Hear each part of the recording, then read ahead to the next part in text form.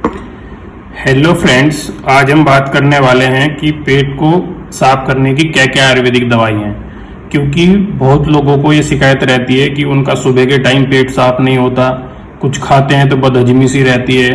तो उन्हीं चीज़ों को लेकर हम आज बात करेंगे कि आयुर्वेदिक में कौन कौन सी ऐसी दवाइयाँ हैं जो हम घर पे रह गई, बिना किसी डॉक्टर के, बिना किसी ऐसी परामर्श के ही हम उनको अगर लें तो वो किफ़ायती हैं और वो हमारी किसी भी तरह के कोई भी सिस्टम में हमें नुकसान नहीं देगी।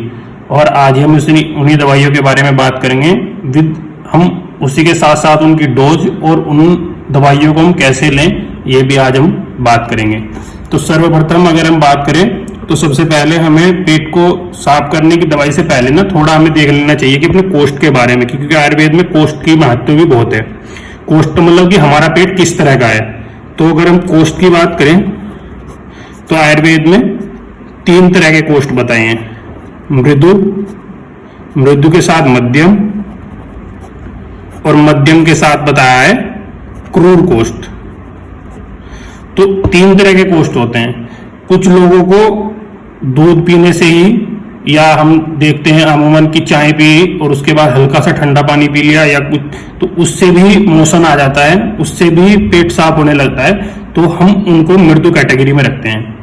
फिर मध्यम कोष्ठ के वो लोग होते हैं जिनको थोड़ी सी प्रॉब्लम होती है कि हाँ वो एकदम से उनको मोशन नहीं आ पाता, कि किसी भी मेडिसिन की जरूरत पड़ेगी, किसी दवाई की जरूरत पड़ेगी तभी उनको मोशन होगा।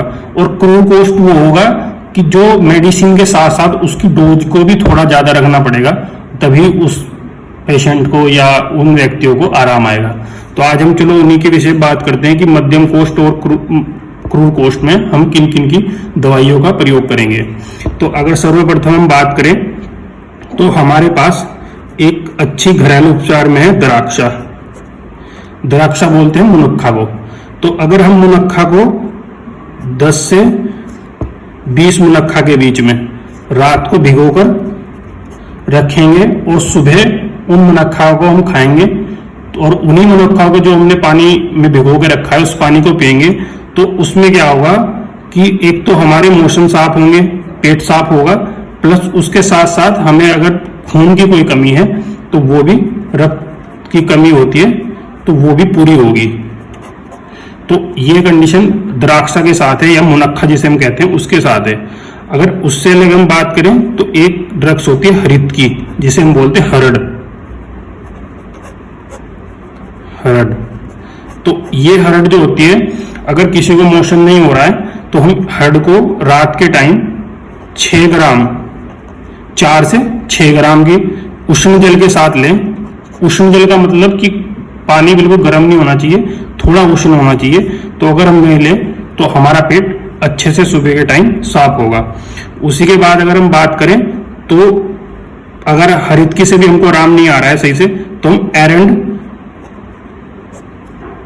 भिष्ट हरित की, ये क्या होता है, ये एरंड में, एरंड के तेल में भ्रिष्ट करी हुई हरित की होती है। अगर हम इसका प्रयोग करेंगे तो हमारा पेट अच्छे से साफ होगा।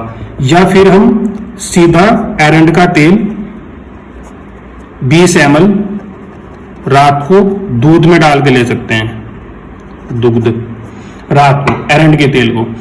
और अगर हम बात करें इससे भी अच्छे की बात करें तो हमारे पास आती है पंचसकार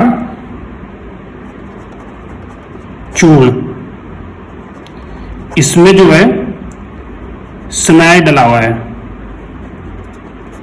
तो स्नेह एक अच्छी ड्रग्स है जो कि पेट को साफ करने की, इसकी भी जो डोज होगी वो 4 से 6 ग्राम रात के समय उष्ण जल से होगी या गर्म पानी से होगी। फिर अगर हम और बात करें कि हाँ कौन कौन सी ऐसी दवाइयां हैं जिनसे हम यूज कर सकते हैं, तो ऐसे एक निशोत आता है, या जिसको हम कह सकते हैं त्रिव्रत। इसकी भी डोज सेम रहेगी, ये भी 4 से 6 ग्राम हम ले सकते हैं गर्म जल के साथ या उष्ण जल के साथ रात के समय। तो ये कुछ ड्रग्स हैं, अगर आप इनका, या फिर आप कर सकते हैं त्रिफला का यूज। त्रिफला भी अच्छा लैक्सेटिव माना जाता है, अच्छा पेट साफ करने वाला होता है। डोज इसकी भी 4 ग्राम से 6 ग्राम उष्ण जल के साथ ही। और इसी से अगर आगे बढ़े तो इसी में ही कुछ जो हमारे योग आते हैं, पर ये योग क्या है कि बहुत ही ऐसी कॉन्स्टिपेशन की कंडीशन में दिए जाता है कि जब कॉन्स्टिपेशन या हमारे मोशन बहुत ही अच्छी तरीके, मतलब कोई भी दवाई करने के बाद हमें नहीं आ पा रहे हैं, तो एक रस भी है जिसका नाम है इच्छा भेदी रस। इसकी डोज जो रहेगी वो रहेगी 65 mg शीत जल के साथ, ठंडे पानी से। तो ये कुछ लैक्सेटिव्स के बारे में, या हम कह सकते हैं कि पेट को साफ करने के बारे में मैंने आपको कुछ बताया। ये अगर आप अपने रूटीन में फॉलो करेंगे, द्राक्षा को आप यूज करेंगे या हरितकी को आप यूज करेंगे या एरंड भ्रिष्ट हरितकी को यूज करेंगे, जिन लोगों की आंतें सूखी रहती हैं और साथ में मल भी सूखा रहता है, उन लोगों के लिए एरंड भ्रिष्ट हरितकी बहुत ही अच्छी है। और एरंड तेल का भी यूज हम अगर कर सकते हैं, एरंड तेल भी हमारी आंतों को नरिशमेंट करता है, साथ ही साथ हमारे मोशन को भी क्लियर करता है। तो उसका 20 ml से हम स्टार्ट कर सकते हैं। अगर 20 ml पे भी आपको लगता है कि हाँ मोशन सही से नहीं है, तो इसी की डोज को हम 30 ml कर सकते हैं, बट 30 ml से ज़्यादा नहीं करेंगे। या पंचसकार चूर्ण का भी हम यूज कर सकते हैं, निशोत का यूज कर सकते हैं। तो निशोत एक अच्छा है, तो इनका प्रयोग करने से हमें जरूर लाभ होगा। तो इसी के साथ धन्यवाद। अगर वीडियो आपको अच्छी लगी हो तो चैनल को सब्सक्राइब करें और लाइक करें। धन्यवाद।